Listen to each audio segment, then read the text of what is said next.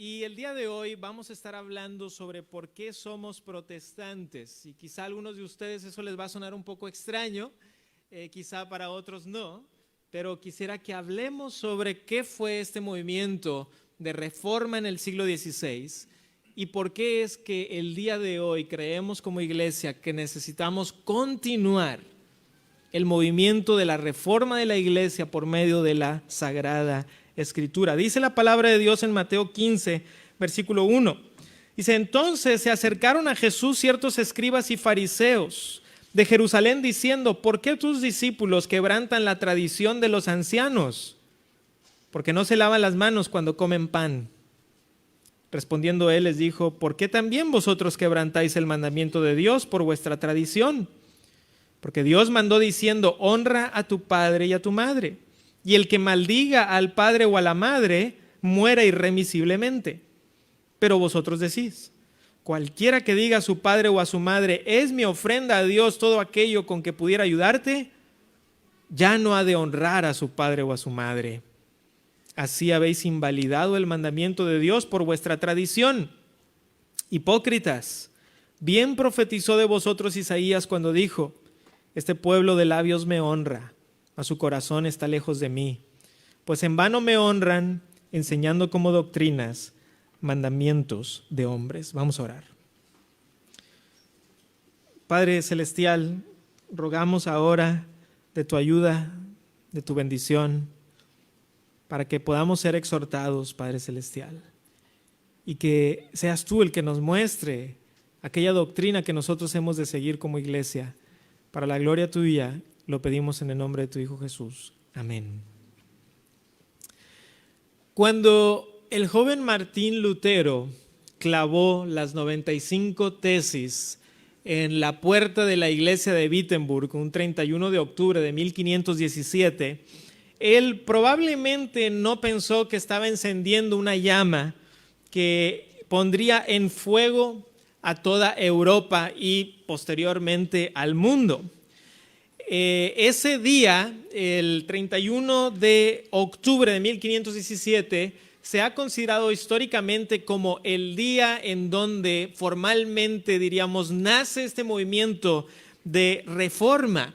Y la reforma protestante fue un movimiento de avivamiento que tenía como propósito regresar a la iglesia, a la autoridad de la Escritura, con una sencillez de adoración y con una proclamación clara del Evangelio. Ahora, cuando a los protestantes les empezaron a llamar así, no fue porque ellos se pusieron ese nombre, sino que otros decían, estos son protestantes, porque estaban protestando ciertas cosas. Y les pusieron ese nombre y el nombre, por así decirlo, se quedó hasta el día de hoy. Se llamaban así porque estaban protestando múltiples prácticas de la iglesia medieval que se habían añadido durante los siglos, durante el tiempo, pero que no encontraban base en ningún versículo de la Sagrada Escritura. Y han pasado 506 años desde ese momento, desde ese día. Pero el día de hoy no solamente la iglesia romana necesita una reforma, sino que la iglesia evangélica está en una profunda necesidad de una reforma. Porque resulta que ahora nos vemos en la necesidad de protestar en contra de prácticas que la iglesia evangélica ha adoptado y que no tienen su base en la Escritura. Y es por eso que quisiera hoy hablar de varias razones por las que creo que debemos de continuar esta protesta o esta reforma hasta el siglo en el que estamos el día de hoy. Y mi deseo es que Vida Nueva Apodaca seamos una iglesia que sea protestante en el sentido histórico de la palabra. Es decir, que digamos, protestamos a aquellas prácticas que no encuentran su base en la Sagrada Escritura. Entonces, aquí quisiera compartir con ustedes varias razones por las cuales debemos continuar siendo protestantes en este sentido histórico. Razón número uno, la Escritura es la autoridad final. Esa es la primera razón por la cual debemos de continuar este movimiento de protesta hasta el día de hoy. La Escritura es la autoridad final. Y el pasaje clave para este primer punto o esta primera razón es 2 de Timoteo 3:16. ¿Me acompañan por favor ahí? Vamos a 2 de Timoteo 3:16 y 17. Vamos a ver 4 razones el día de hoy y cada razón va a tener su versículo clave. Y el versículo clave de la primera razón es 2 de Timoteo 3:16 y 17. Un pasaje muy conocido, muy hermoso también, en donde el apóstol Pablo le escribe a Timoteo de la siguiente manera. 2 de Timoteo 3:16. Toda la Escritura es inspirada por Dios y útil para enseñar, para redarguir, para corregir, para instruir en justicia, a fin de que el hombre de Dios sea perfecto, enteramente preparado para toda buena obra. Aquí, queridos hermanos, el apóstol Pablo, bajo inspiración divina, nos dice esta verdad que ha sido la base de toda la doctrina bíblica, y es esta: la Escritura es inspirada por Dios. Por lo tanto, hermanos, toda doctrina y toda práctica de la iglesia debe tener la Biblia como fundamento. No podemos nosotros como iglesia cristiana el día de hoy decir, vamos a construir una iglesia, vamos a levantar una iglesia bajo nuestros estándares, bajo lo que nosotros creemos que es lo mejor. Porque en el momento en donde dejamos que la Biblia ya no sea nuestra base, que ya no sea nuestro estándar, entramos inmediatamente a arenas movedizas, porque todos tenemos un estándar. O es la Biblia el estándar o soy yo. Es decir, si alguien dice, mira, la Biblia no, mejor cualquier cosa que venga después de eso, vas a ser tú o alguien más. Mejor lo que diga fulanito o lo que diga fulanita o lo que diga esta institución o lo que diga el pastor o lo que diga. Y si no es lo que diga la Escritura, vamos a entrar en problemas. Y Pablo en este pasaje está estableciendo un principio. Todo aquello que es Escritura necesariamente es inspirado por Dios. Por eso está diciendo, toda la Escritura es inspirada por Dios. Si algo es Escritura, necesariamente es inspirado por Dios. De lo contrario, no es Escritura. Y por lo tanto, dice el apóstol, es útil. ¿Para qué? Pues para nuestra enseñanza. Pero no solamente nos enseña, sino que también nos redarguye. Es decir, la redargución es esa reprensión que por medio de la palabra y por medio del Espíritu Santo sentimos en nuestro corazón, y entonces nos permite corregir e instruirnos en el camino de la justicia.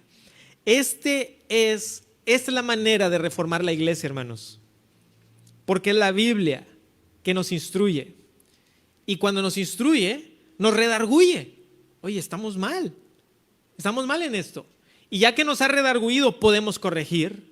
Porque ¿cómo vas a corregir si no sabes y ni no has sido redarguido? Y ya que has corregido, puedes ser instruido en el camino de justicia, es decir, permanecer en el camino del Señor.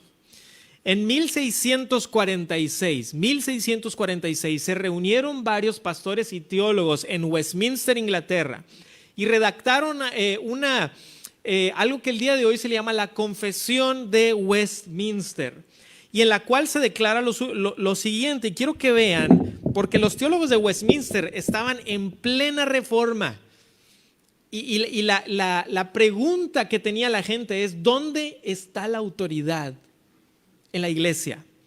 Y lo que escribieron fue lo siguiente: la autoridad de las Santas Escrituras, por la que ellas deben ser creídas y obedecidas, no depende del testimonio de ningún hombre o iglesia, sino exclusivamente del testimonio de Dios, quien en sí mismo es la verdad, el autor de ellas, y deben ser creídas porque son la palabra de Dios. Entonces, hermanos, esta declaración de fe, por así decirlo, estaba diciéndose en contra de la doctrina romana, que hasta el día de hoy se mantiene, que hay dos fuentes para la autoridad de la iglesia, la Santa Escritura y la Santa Tradición. Ahora, cuando me toca dar un sermón como este, en donde es un sermón en donde vamos a estar hablando de ciertas prácticas, yo quiero ser muy claro con ustedes, hermanos y amigos, que mi deseo no es ser ofensivo, mi deseo no es que tú te sientas atacado de ninguna manera, pero creo que como iglesia cristiana necesitamos hablar claramente de lo que está sucediendo a nuestro alrededor. Y es por eso que voy a mencionar tanto la iglesia romana como la iglesia evangélica, en donde encontramos muchas cosas que vale la pena que nos preguntemos si tienen base bíblica o no. Y eso es lo que pido de cada uno de ustedes, que ustedes mismos escudriñen la Escritura y ustedes mismos se convenzan si estas prácticas de las cuales hablaremos tienen base bíblica o su base es una invención humana. No hay ningún versículo en toda la Sagrada Escritura que diga que la tradición es inspirada, infalible y mucho menos inerrante. No hay un solo versículo en la Escritura. Pero este dogma ha producido muchas doctrinas extrabíblicas que se han convertido en antibíblicas. Infalibilidad papal, veneración de reliquias, santos, veneración de María como corredentora, la concepción inmaculada y asunción de María al cielo, la doctrina del purgatorio, de las indulgencias, los 7 sacramentos, las misas por los muertos. Todas estas cosas que acabo de mencionar, no hay un solo versículo, uno, en toda la Escritura que establezca esto como doctrina para la iglesia. Son cosas que se desarrollaron, algunas de ellas en el año 1000, algunas en el año 1200 y unas tan recientes como en los años 1600. Es decir, no se encontraban en la iglesia primitiva y no se encuentran en la Escritura. Entonces, la reforma del siglo XVI buscaba regresar a la iglesia a sus bases bíblicas. Pero les digo cuál es la gran tragedia, hermanos, que las iglesias cristianas evangélicas del día de hoy han adoptado un sinfín de prácticas que son contrarias a la palabra de Dios. Estoy de acuerdo con lo que una vez escuché decir al pastor y teólogo R.C. Sproul. Dijo, la iglesia evangélica del día de hoy tiene más necesidad de reforma que la iglesia romana del siglo XVI. Los evangélicos modernos han decidido deshacerse de la Escritura como su estándar de fe y práctica. Ahora, hermanos, esta es una crítica interna porque somos una iglesia evangélica. Es decir, somos una iglesia que cree en el evangelio del Señor Jesucristo. Históricamente, decir soy evangélico significa creo que la salvación es por la fe sola. Creo que la salvación es por el evangelio. Creo que la salvación es solo en Cristo Jesús. Eso significaba ser evangélico. Y el día de hoy, ser evangélico muchas veces significa todo menos eso. Miles de iglesias que se dicen cristianas evangélicas no se reúnen los domingos para escuchar la palabra de Dios. Se reúnen para escuchar chistes, ver un sketch, recibir tips de vida o para dar dinero o alguna cosa, alguna cuestión social. Y ese es el propósito. El propósito no es escuchar el evangelio. Una vez más, en el siglo XVI, los reformadores adoptaron una frase, y la frase era de regreso a las fuentes, de regreso a las fuentes. Y esa frase significaba que si queremos tener una iglesia bíblica, tenemos que regresar a la fuente. ¿Cuál es la fuente de la iglesia? Es la fuente de vida, es la Escritura, es la palabra de Dios la que da vida. Necesitamos lo mismo el día de hoy. Y es por eso que como iglesia local, hermanos, seguimos manteniendo la Escritura como nuestro estándar de fe y práctica, como esa Escritura inspirada, infalible e inerrante que nos da la base para la doctrina y la práctica. Nada menos que eso. No podemos conceder la Biblia. No podemos hacer concesiones en cuanto a la Escritura. Entonces, esa es la primera razón, hermanos. La primera razón, dijimos, la Escritura es la autoridad final. Y vamos a continuar con ese estándar. Pero vamos a ver una segunda razón por la cual seguimos este movimiento de protesta, digamos. Y la razón número 2 es esta. La salvación es solo por fe y solo por gracia. La salvación es solo por fe y solo por gracia. Vamos ahora a Romanos capítulo 4, queridos hermanos. Romanos capítulo 4. Y una vez más, hoy vamos a hacer algo diferente. Típicamente en nuestro sermón expositivo nos centramos en un solo pasaje, pero el día de hoy vamos a ir a varios. Este es el pasaje clave de la razón número 2 es Romanos 4. Romanos 4 del versículo 22. Romanos 4, versículo 22. Y voy a leer hasta el capítulo 5, versículo 2. Entonces, Romanos 4, 22 al capítulo 5, versículo 2. Ahora, aquí está hablando de Abraham, quien creyó a Dios y su fe le fue contada por justicia. Dice Romanos 4, 22, por lo cual también su fe, hablando de Abraham, le fue contada por justicia, y no solamente con respecto a él se escribió que le fue contada, sino también con respecto a nosotros, a quienes ha de ser contada, esto es, a los que creemos en el que levantó de los muertos a Jesús, Señor nuestro, el cual fue entregado por nuestras transgresiones y resucitado para nuestra justificación. Luego miren el capítulo 5, versículo 1. Justificados pues por la fe, tenemos paz para con Dios por medio de nuestro Señor Jesucristo, por quien también tenemos entrada por la fe a esta gracia, en la cual estamos firmes y nos gloriamos en la esperanza de la gloria de Dios. Hermanos, la doctrina de la salvación por la fe sola está claramente establecida desde el Antiguo Testamento. Pablo en este pasaje está afirmando que Abraham creyó a Dios y fue justificado por la fe. Dios declaró a Abraham el patriarca como justo por medio de la fe. Y de la misma manera, toda persona que cree en Dios por medio de Jesucristo y cree la verdad del Evangelio, que solo en Jesucristo hay salvación de nuestros pecados, esa fe, dice la Escritura, le es contada por justicia. No es por nuestra justicia que somos salvos, sino es por la justicia de Jesucristo. El reformador Martín Lutero llamaba a esto la justicia extra nos. Es una justicia extra a nosotros, no es nuestra, es de alguien más. ¿La justicia de quién? De Jesús. Entonces nosotros hemos cantado aquí en algunas ocasiones, aleluya, glorioso intercambio. ¿Y cuál es ese glorioso intercambio? El glorioso intercambio, queridos hermanos, es que mis pecados son puestos sobre Jesús y su justicia es puesta sobre mí. Al que no conoció pecado, dice la Escritura, por nosotros lo hizo pecado, para que nosotros fuésemos hechos justicia de Dios en Él, en Jesucristo. No solamente mis pecados son perdonados, ya eso es una gran noticia, ¿no creen? Pero no solamente tus pecados son perdonados, sino que además la justicia de Jesús te es adjudicada a tu favor, a tu favor. Ese es el Evangelio. La persona que cree en Jesús es declarada justa y por lo tanto ahora está en paz para con Dios por medio de Jesús.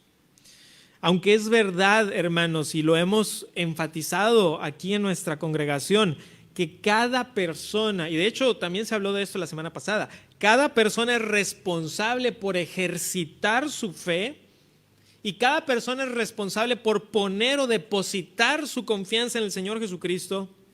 También es verdad que todo esto es por gracia, porque por gracia sois salvos por medio de la fe, y esto no de vosotros.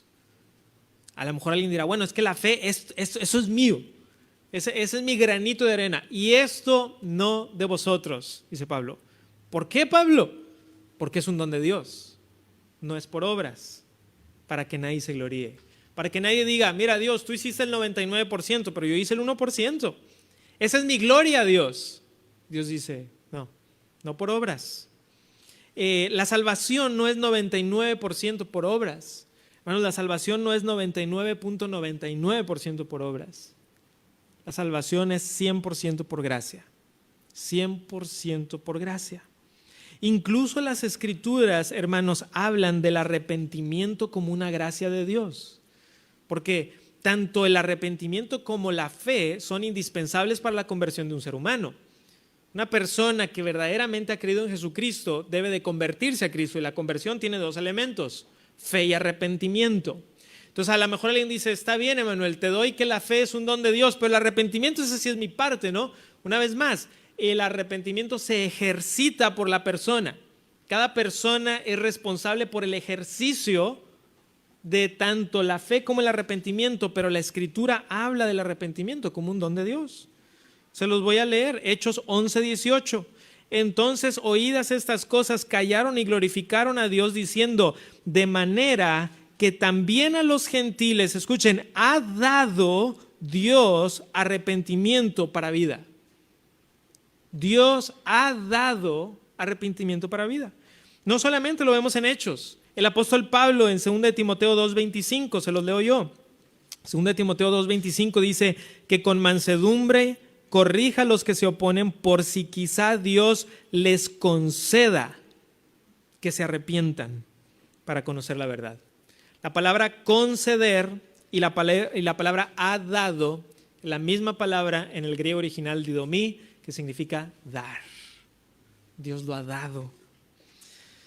Ahora, hablando de confesiones históricas, ahorita hablé de la confesión de Westminster. Bueno, hay una segunda confesión que se escribió en 1689.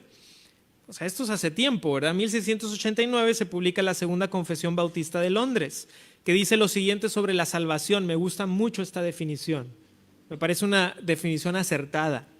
Dice, este arrepentimiento para salvación es una gracia del Evangelio, por la cual una persona a quien el Espíritu hace consciente de las múltiples maldades de su pecado, mediante la fe en Cristo se humilla por esa causa, con una tristeza que es según Dios, abomina y aborrece su pecado, ora pidiendo tanto el perdón como las fuerzas que proceden de la gracia, con el propósito y el empeño de, mediante la provisión del Espíritu, andar delante de Dios para agradarle en todo.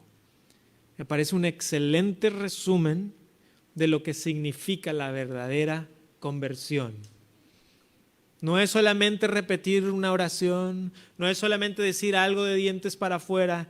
La conversión es algo que es desde adentro. Es una realidad de entender mi pecaminosidad delante de Dios y decir no más a esto y sí a Jesús, sí a Cristo. Ahora, he estado hablando tanto de la necesidad de reforma en la iglesia de Roma como en la iglesia evangélica así llamada. Por ejemplo, en el Concilio de Trento en 1563, la iglesia de Roma dijo lo siguiente, esto está en la sección 6, canon 9. Si alguno dice que el impío es justificado por la fe sola, sea maldito. Voy a volver a leer, porque esto está vigente hasta el día de hoy. Si alguno dice que el impío es justificado por la fe sola, sea maldito. Ese es el canon 9 del Concilio de Trento. Esta doctrina no ha sido modificada por la Iglesia romana de acuerdo al dogma de la Iglesia de Roma para ser salvo.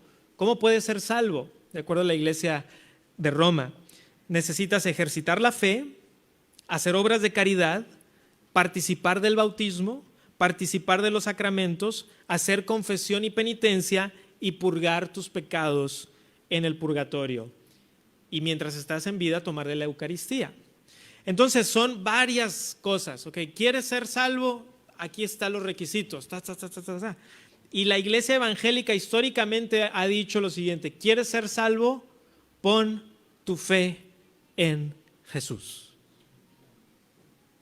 Ahí está. Pon tu fe en Jesús. Así es como la Escritura claramente nos muestra la salvación. Y uno diría, ok, eso quiere decir que puedo entrar a cualquier iglesia cristiana de la ciudad y eso es lo que me van a predicar, ¿verdad? Pues resulta que no. La salvación por la sola fe y la sola gracia ha sido suplantada, ofuscada por múltiples cosas diferentes. Se habla de Cristo, pero no como Cristo como suficiente. Siempre necesitas algo más para ser feliz, ¿no? Tener salud, tener dinero, tener éxito, tener posesiones. Y entonces escuchas el sermón y te dicen, es que mira, Abraham, David y Salomón eran ricos.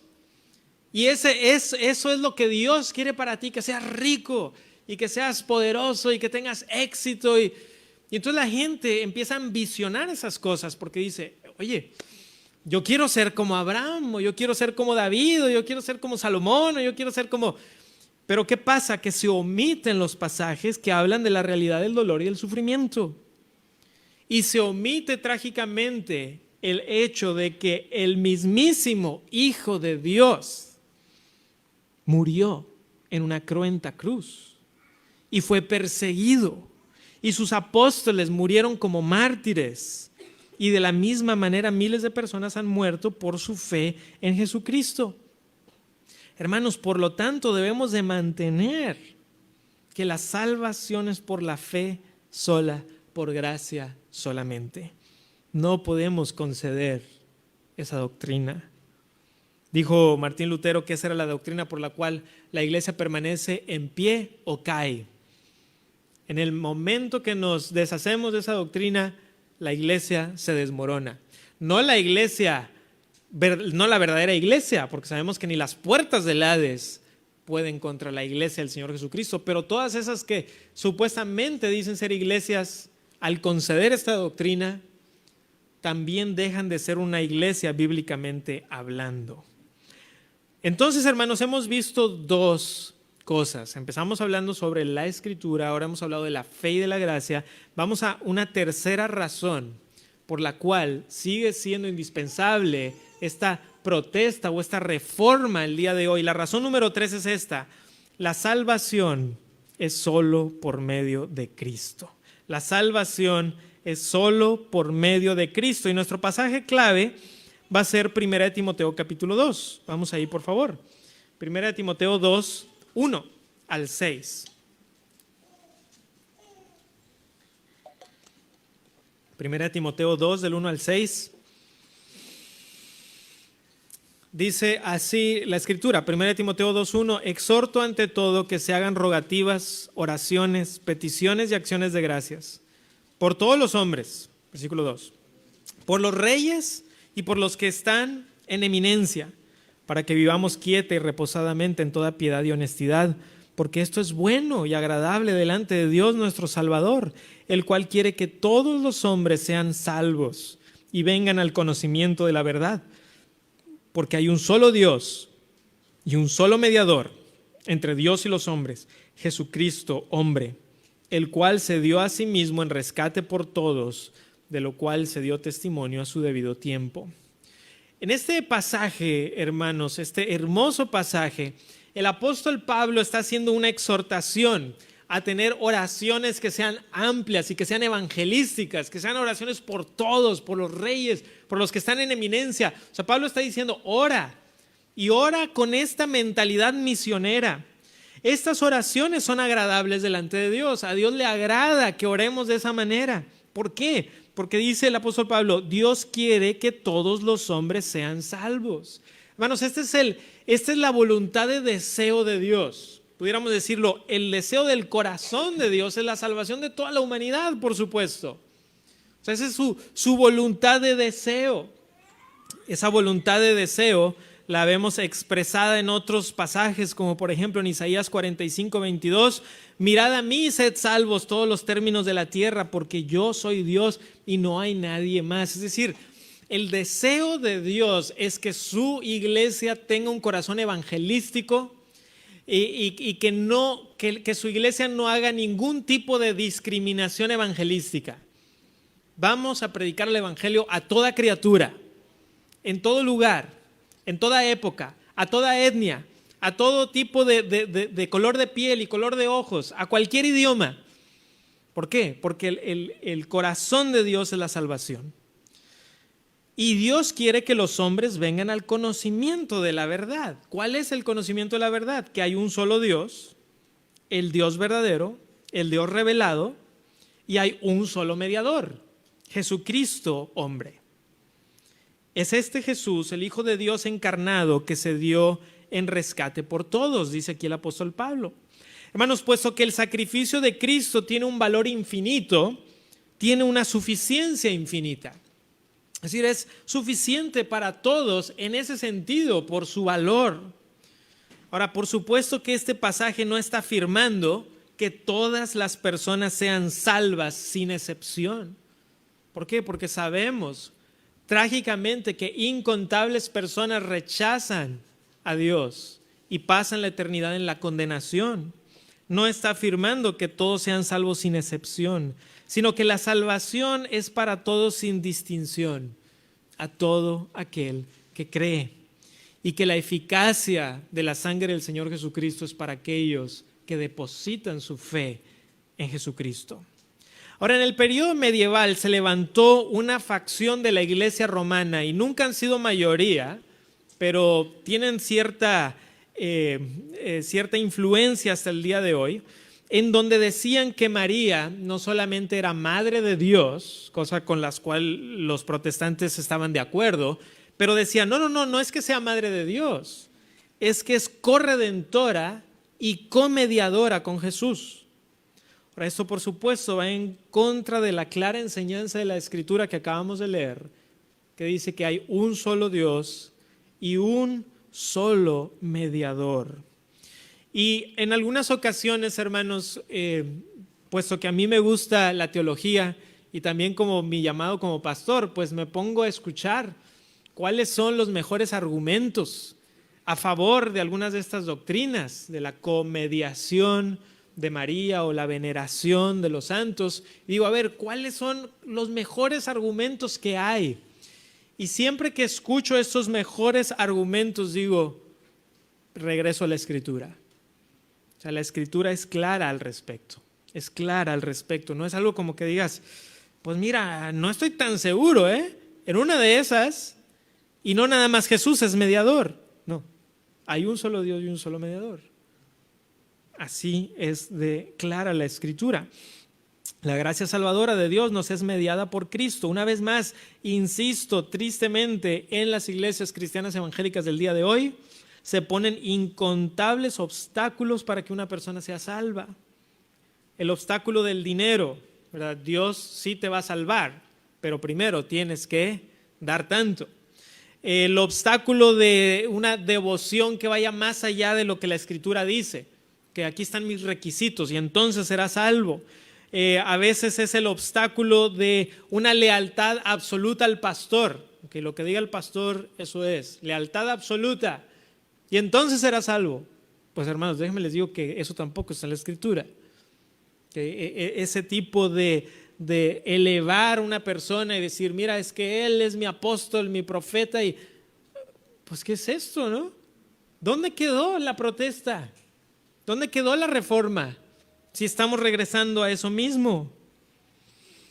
Peor todavía, en algunos lugares se comienza a decir que las obras son necesarias para la salvación. Ahora ya ni siquiera con pena, no, es que sí se necesitan las obras para la salvación. Incluso en iglesias evangélicas escucho esto, la nueva perspectiva de Pablo y otras teologías que sutilmente nos regresan a Roma y a esta doctrina de la salvación por obras.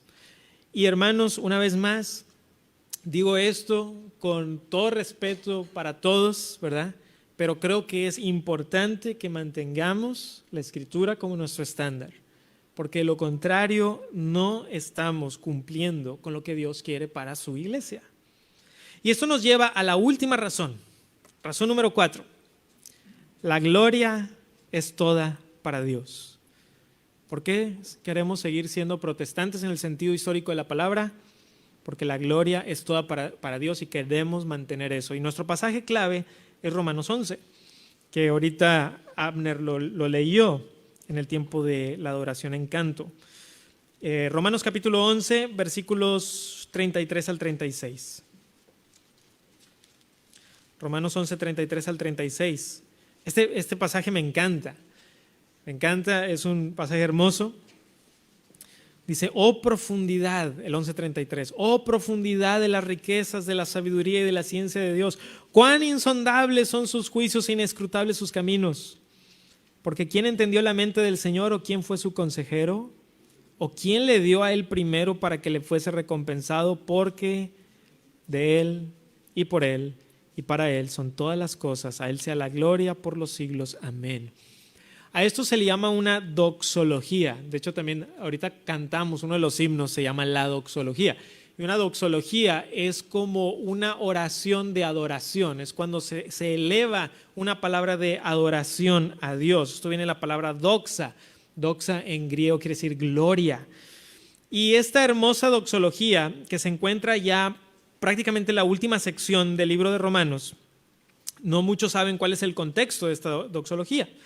En el capítulo 11 y desde antes, pero en el capítulo 11, por ejemplo, el apóstol Pablo está respondiendo una pregunta que le habían hecho en el 11:1. Dice, digo pues, ¿ha desechado Dios a su pueblo? En ninguna manera, porque también yo soy israelita de la descendencia de Abraham, de la tribu de Benjamín. O sea, Pablo estaba respondiendo a una incógnita que mucha gente tenía, y era esta cuestión de Israel y la iglesia. ¿Cómo está Israel y la iglesia? Y Pablo empieza a enseñar cómo por medio del Señor Jesucristo somos uno, ¿verdad? El pueblo de Dios, y cómo Dios también cumple y cumplirá, así es como lo entiendo en las Escrituras, las promesas hechas al Israel étnico, pero todo por medio de Jesús, todo es por medio de Jesús en el contexto de un solo pueblo. Y entonces mucha gente diría, pero ¿cómo, Pablo? ¿Cómo va a hacer Dios eso? Y Pablo responde, oh profundidad de las riquezas, de la sabiduría. Tú no sabes, yo no sé a lo mejor en todo. Y Pablo dice, ¿sabes cómo va a hacer Dios eso? Porque las riquezas de la sabiduría de Dios son profundas. Oh profundidad de las riquezas de la sabiduría de Dios. Cuán insondables son sus juicios. ¿No entiendes cómo? No entendemos, no logramos a lo mejor ponerlos en granes todo en su lugar. Cuán insondables son sus juicios, inescrutables sus caminos. Y empieza a decir, bueno, le vamos a decir a Dios todo, tú tienes que hacerle así. ¿Quién es el consejero de Dios? ¿Quién le dio a Dios primero? Citando, ¿verdad?, el Antiguo Testamento y haciendo eco al libro de Job. Entonces, hermanos, Pablo prorrumpe en esta doxología y nos recuerda que la gloria es de Dios, porque miren lo que dice, versículo 36, de Él y por Él y para Él son todas las cosas, a Él sea la gloria por los siglos. En la iglesia de Roma hay una distinción entre dulia y latria. Dulia significa venerar y latria significa adorar. Y se enseña que se puede venerar, por ejemplo, a María y a los santos, pero adorar solamente a Dios. Dijo el pastor Sproul que esa era una distinción sin diferencia. Es decir, que puedes hacer una distinción de palabras, pero no tener una diferencia real entre las dos cosas. Juan Calvino en el siglo XVI escribió un librito que les recomiendo que lean. Es un libro fácil de leer, tiene unas 120 páginas. Se llama La necesidad de reformar la iglesia. Así, la necesidad de reformar la iglesia. Y escribe el reformador. Dice, ¿y ahora qué diré de la adoración? ¿Acaso los hombres no rinden a las imágenes y estatuas las mismísimas reverencia que le rinden a Dios? Es un error suponer que hay alguna diferencia entre esta práctica y lo que hemos visto anteriormente en el paganismo. Pues Dios nos prohíbe no solo adorar imágenes, sino también el considerarlas como habitación de su divinidad y adorarlas pensando que habita en ellas. Además, no se puede negar que los santos, aún hasta sus mismos huesos, prendas de vestir, zapatos e imágenes, son adorados incluso hasta en el lugar del mismo Dios. Entonces, este deseo de que nada le robe a Dios la gloria, tenemos que mantenerlo hasta el día de hoy. Y por eso en nuestra iglesia local, de los 3 pilares que tenemos de glorificar a Dios, edificar a los creyentes y predicar el evangelio, el primero que siempre mencionamos es glorificar a Dios, porque ese es el propósito del ser humano. Hermano, si yo te preguntara cuál es el propósito de tu existencia, ¿cuál es el propósito de tu existencia? Me acuerdo la primera vez que yo escuché esa pregunta. Ahora, el día de hoy, muchos sabemos la respuesta porque la hemos visto en conferencias y en libros, pero la primera vez que la escuché, hace unos 15 años, nunca la había escuchado antes. Nadie me había hecho esa pregunta. ¿Cuál es el propósito de nuestra existencia? Yo pensé, pues a lo mejor es la evangelización, o a lo mejor se me ocurrieron varias cosas. Y entonces el profesor que tenía, era un profesor de consejería, dijo, miren, el propósito de nuestra existencia es glorificar a Dios y disfrutar de Él por toda la eternidad. Y empezó a leer unos versículos y yo recuerdo que salí de esa clase como yo me sentía como flotando en una nube. Decía, es que si esto es verdad, tiene que cambiar mi vida. Esta verdad tiene que cambiar mi vida. Si realmente es el propósito de mi existencia, si este es el norte de mi vida, tiene que cambiar. ¿Quién soy yo? De lo contrario, es una doctrina que a lo mejor está aquí, pero no aquí. Y hermanos, ¿cuál es el propósito de la iglesia? ¿Cuál es el propósito de nuestra existencia? Es la adoración de Dios. Y es por eso que debemos tener cuidado con las técnicas novedosas que no son, que Dios no ha establecido en su palabra, hermanos.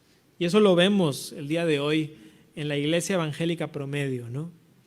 Entras y dices tú, esto es más un espectáculo, pero no es adoración. Y es trágico, es trágico. ¿Cuál debe ser nuestro norte? La gloria de Dios. Hermanos, he tenido el privilegio de visitar múltiples iglesias de diferentes denominaciones y algunas de ellas con diseños arquitectónicos impresionantes que te quitan el aliento. Y a mí me gusta la arquitectura y a veces sinceramente veo y digo, wow, esto hay una belleza en este diseño tan hermoso que busca apuntarnos a Dios y a su belleza.